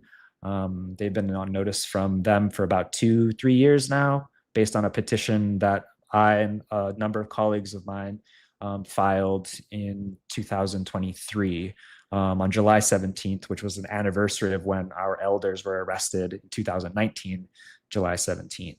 And so that success was not just because of the kind of deep-seated relationship to that place and the movement that was capacious and inclusive for our freedom, our liberation, and for our galvanizing of a revolutionary process. But it was in part due to Indigenous international solidarity. I still remember when during a ceremony at Mauna Kea and the Access Road, Palestinian comrades showed up and provided gifts, were present to thank our community, our elders, and to be with Mauna Kea at 6,000 feet in elevation.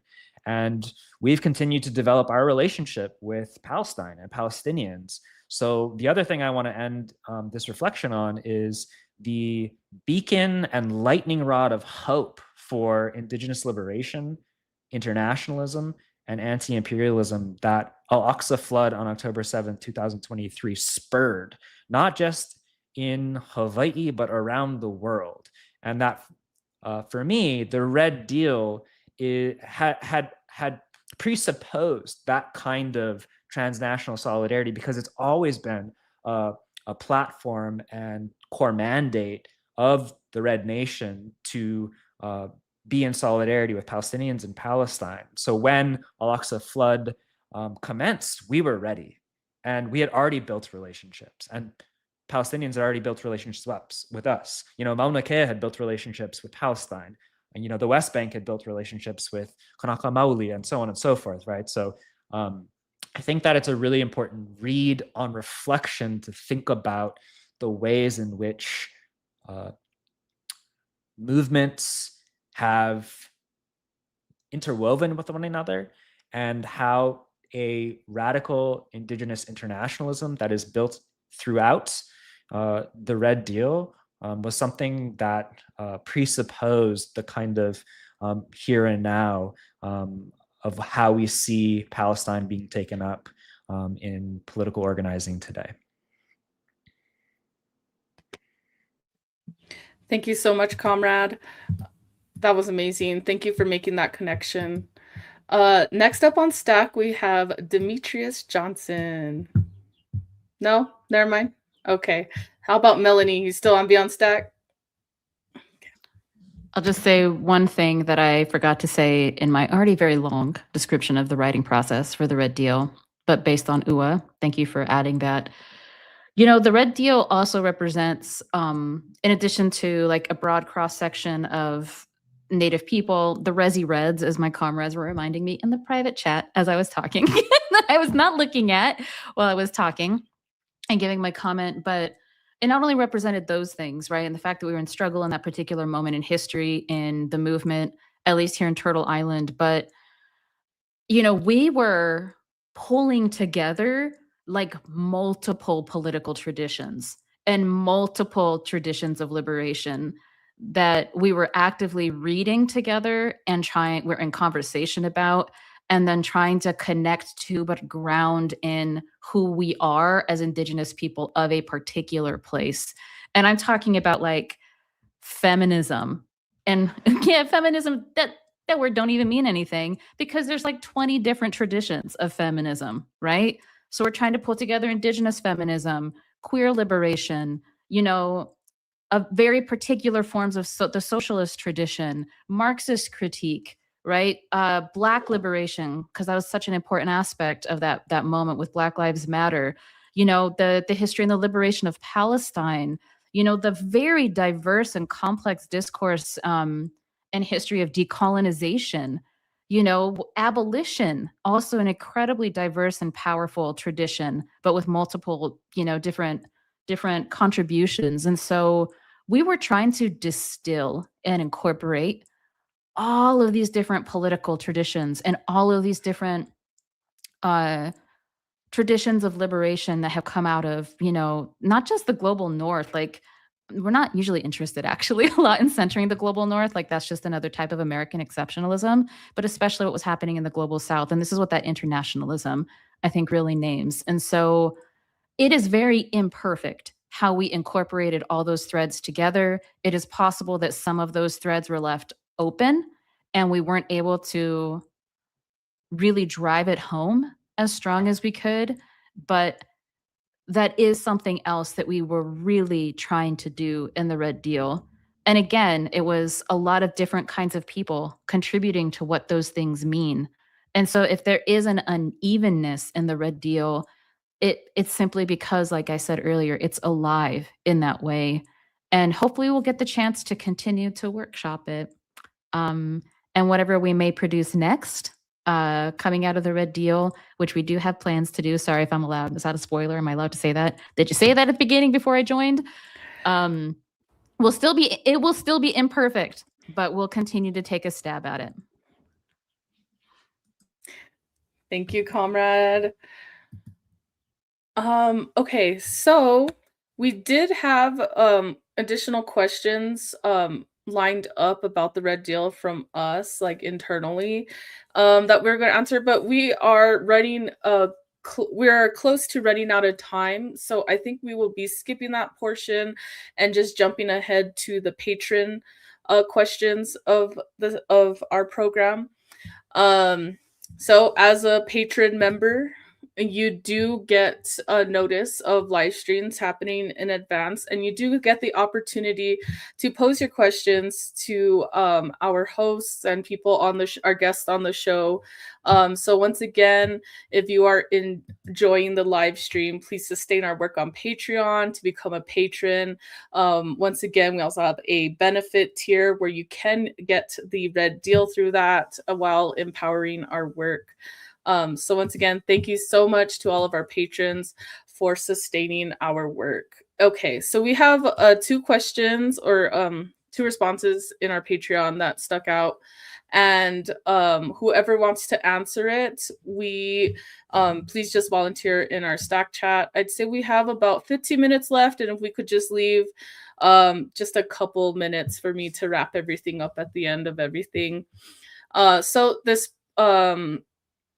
So our first patron is Dara, and she said, as an organizer and land water / protector, I find it very challenging to keep people grounded within and beyond the temporality of settler politics, which to me is frantic and confusing space to exist within.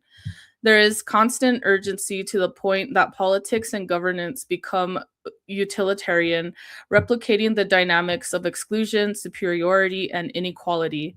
Seeing as I don't identify on the settler spectrum of politics, people often are deeply embedded within settler politics that they forget about the generations of resistance that's been led primarily by Indigenous and Black leaders across the world.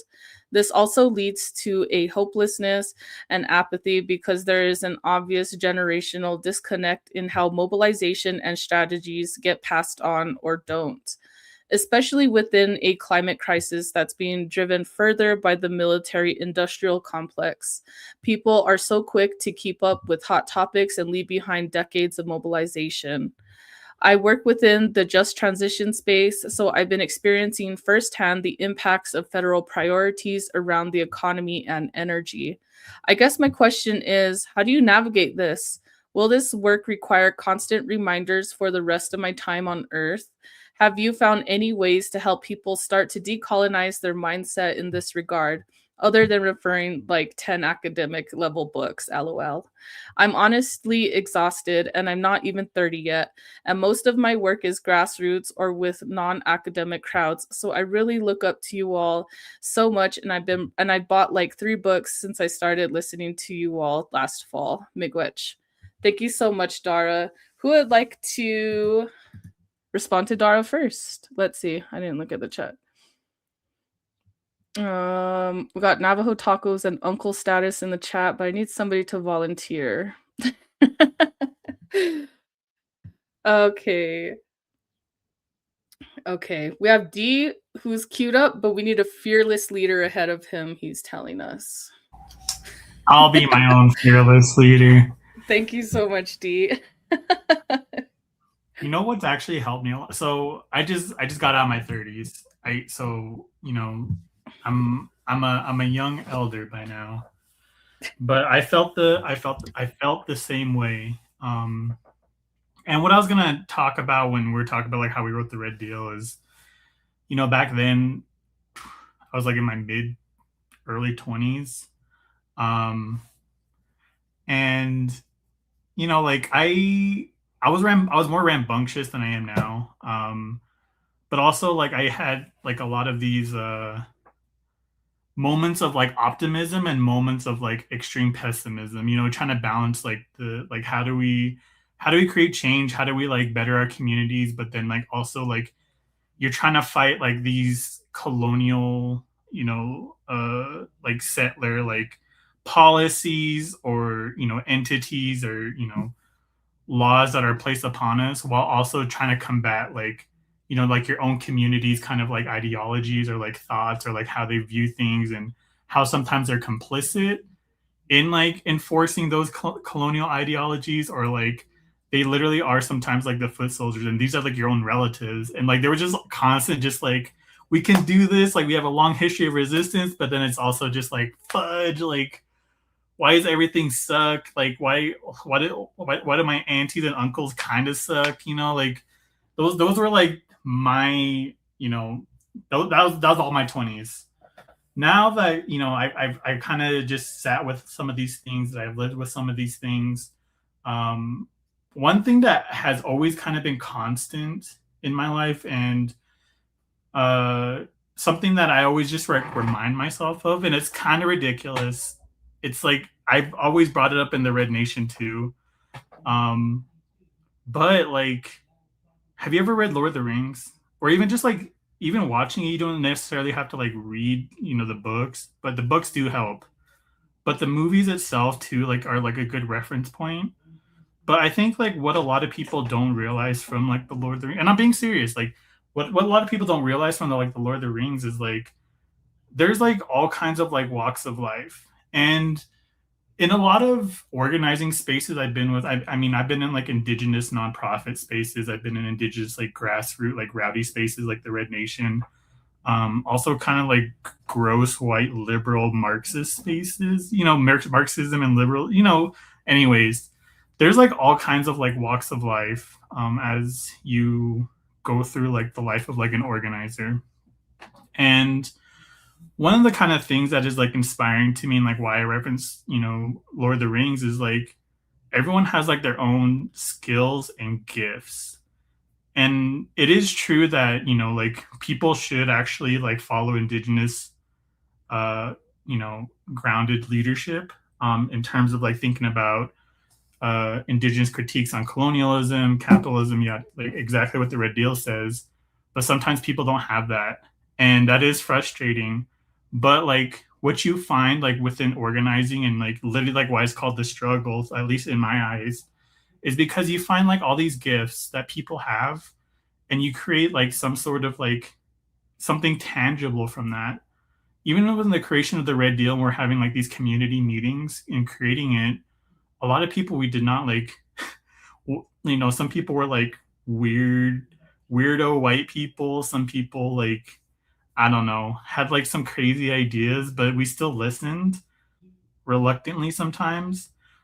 We gathered like, some whatever we could, like finding the diamonds in the rough, so to speak, or even outside the Red Deal, like the context of the Red Deal, like creating like a campaign, creating like solutions to actually achieve like something like land back, which is what we had to do constantly when I was working at Indian Collective. Or even like a abolishing the UNM racist seal that we did back in 2014, or tearing down Onate statues across the state in New Mexico. A lot of those things like require like collaboration with people that don't at that time understand Indigenous resistance, and a lot of people don't actually, even like our own people. But I think like, you know, finding spaces like this and actually having conversations with people that do actually understand to actually ground you, but also finding things that maybe like aren't necessarily like, you know, within the like for me, like Lord of the Rings, right? Like comparing things to Lord of the Rings, like all these different races, all these different skills coming together to destroy the ring, right? Those are things that actually kind of like keep inching you along to like, you know, continue this work, even though it gets like really frustrating and depressing. I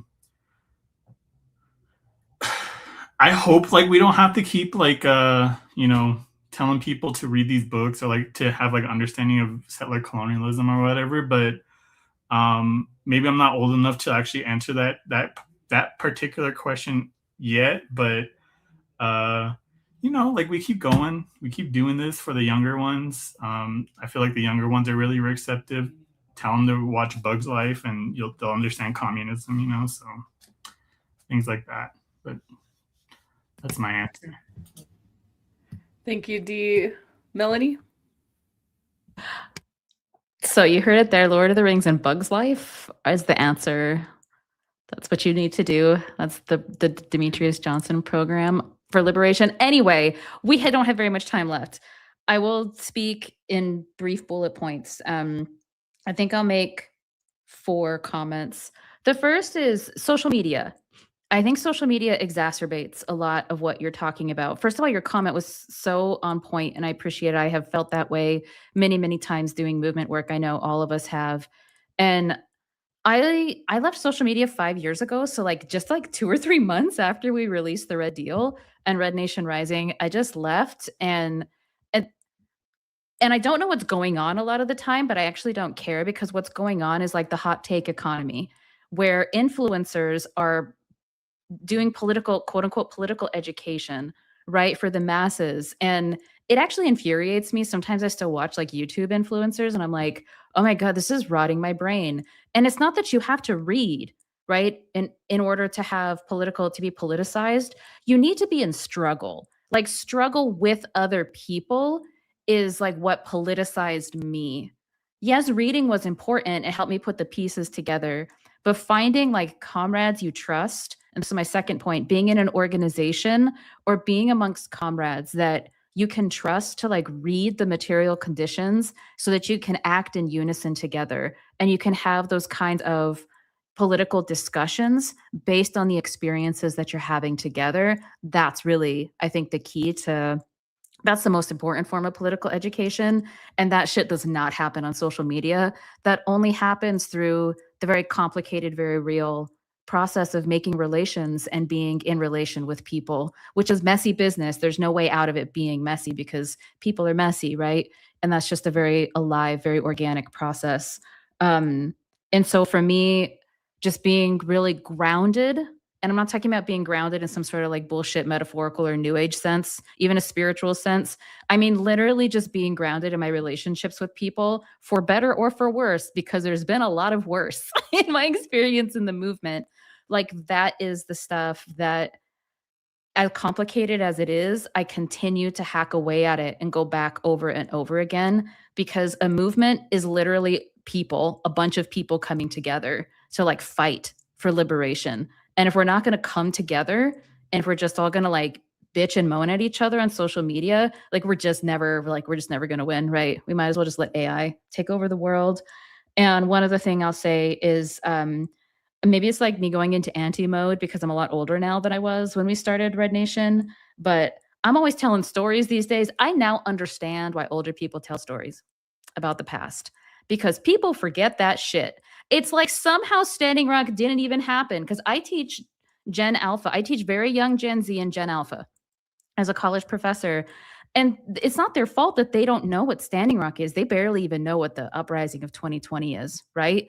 In terms of like the memory of the movement. And so I think it's incredibly important to slow down and to just tell those stories, to tell our stories, to collect our stories, to write our stories. Because as you say, there's always this level of urgency, and then the hot take economy, like that lasts for 24 to 48 hours, and then people are just like swarming around some other bullshit, right? And it is part of our vocation as revolutionaries is to document the history and to tell our own stories. Because if we don't tell our own stories, no one's going to tell them and everyone's going to forget them, or like the wrong people are going to tell them and they're going to get that shit wrong, like journalists or academics. And so I think it is really important to tell our stories. And also, as Dee said, last thing, if you're a revolutionary, you become a revolutionary for life, right? And that's a really long time. That's not a 24 or 48-hour news cycle. In the hot take economy, that's something that presumably lasts 50, 60, 70 years. And so you're going to go through seasons. You'll experience the seasons of what it's like to do this work for life. And some of those seasons are urgent, and then some of them aren't. And sometimes you make a choice during a season of urgency to not partake because your attention, your energy has to go elsewhere. And it's okay to understand those fluctuations in yourself and the seasons that you're going through so that you can like maintain the work over a really long period of time. And that also helps me put things into perspective when I'm being told that like the thing that somebody wants me to do is the most important thing, or I'm like really frustrated with how I'm just really frustrated with people I'm working with. I will remember, I'll be like, okay, like I'm going to put this into a much larger context. And then that helps me kind of like rebalance myself to live another day and to continue to organize for liberation. Thank you, comrade. So we are actually at time. We'll be going just slightly over, but I wanted to ask my comrades on the show if y'all had any last words to wrap up anything real briefly. I know we skipped over the question portion part of the show. I'm sorry if you guys prepared. That's why that's why I want to give the opportunity to anyone if there's anything you missed or anything else. Elena, go for it.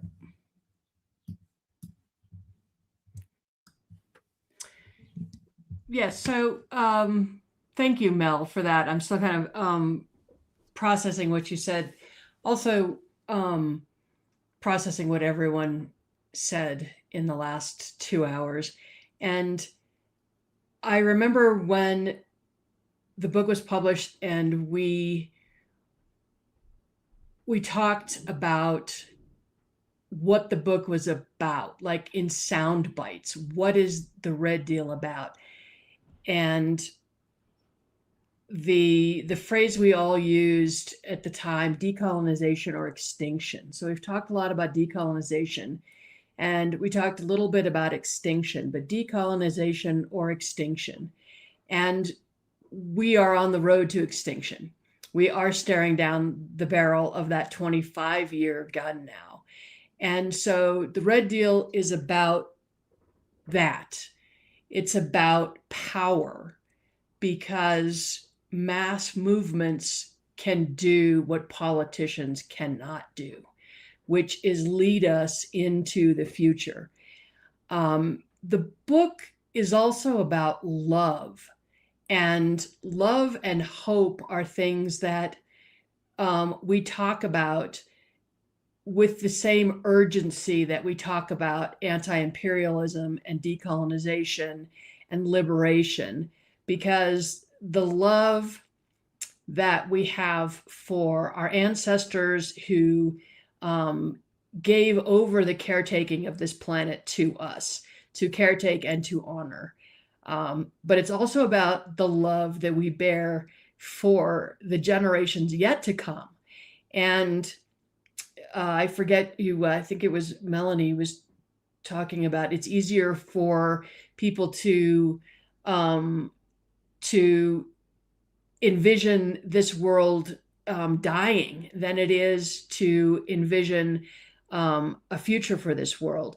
But this book is also about the love we have for the generations to come and how important it is for us to leave them a world free of the destruction wrought by capitalism and imperialism. And our ancestors fought for this land. They fought for the right to live in peace and dignity on Mother Earth. Our ancestors lived on this earth for millennia and were not willing or ready to give it up. They lived, they prayed, they loved on this earth, and that's what we're going to do. And that's what we have to do. We can do no less for our descendants than our ancestors did for us. And that's our mandate.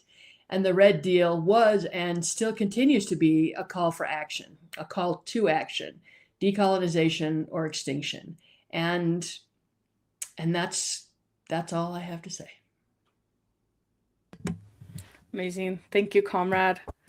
And lastly, we have Comrade Demetrius. Yeah, I mean, I love the Red Deal. It was actually the first thing I actually contributed like a major writing piece to. And at that time, like I was extremely late to the deadline. I think I submitted it like we had a super late. We had a deadline, and we had like the super late deadline, and I submitted the super late deadline like at the last minute. But I say this because like I don't know, as you know, this writing something like this, like when you have like so much knowledge, when you have so much like anger and like love, and like you want people to like just like understand like what is going on, like I don't know, in a way like it's medicine for the people, but it's also like medicine for yourself. And writing this, you know, the Red Deal, being a contributor to it, and I don't know, just like kind of speaking your truth from like your own perspective, like from your people's perspective, to the rest of humanity is like, I don't know, it's so empowering. It allowed me to like actually continue to write in other spaces, in other contexts. And I don't know, like I would just say like if you also hold knowledge that is, you know, what the people need, I think you should write it. You should speak about it. Don't do social media. Don't do those things. Like actually write. You know, it's a whole different medium. Do your research, and yeah, you can change things. Yeah, I don't know. That's all I got. Thank you, Comrade. Well, that concludes our anniversary party for the Red Deal. Let me get everyone on screen here. Once again, please continue to support our work and support Red Media and the Red Nation podcast on Red Power Hour through our Patreon. You can get the Red Deal through our Patreon. If you can't sustain our work through Patreon, please visit us on GoFundMe for a one-time donation. It is viewers like you who empower our work. So thank you so much. The Red Deal was Red Media's first publication. The Red Media and the Red Deal came to fruition around came together about the same time in back in 2020. And here's to 5 more years of the Red Deal and Red Media. I'll close it out with reading the last paragraph of the Red Deal. In closing, we hope these words move you to act. Each day in the Red Nation, we study, theorize, enact, and experiment with everything we have laid out here in the Red Deal. We govern ourselves and our relations according to one simple philosophy: be a good relative. We are, as a collective, an experiment in practicing infrastructures of Indigenous world-making premised on this central edict. We don't always get it right, but we refuse to give up because we carry the dreams of our ancestors in our hearts. These dreams will never steer us wrong, and they will never steer you wrong. The struggle to remember our humanity through our love for the earth will define the future for all. Join us. We are waiting for you. We welcome you, and we are ready to act. Thank you so much for joining us today. Ow! And to our Palestinian comrade who we did not get a chance to answer, Elaine and I will answer your question at the beginning of RPH, our next RPH episode, okay? Thank you, comrades. Long live Palestine. All right. Thank you, everyone, for joining the show. We'll see you next time. Bye.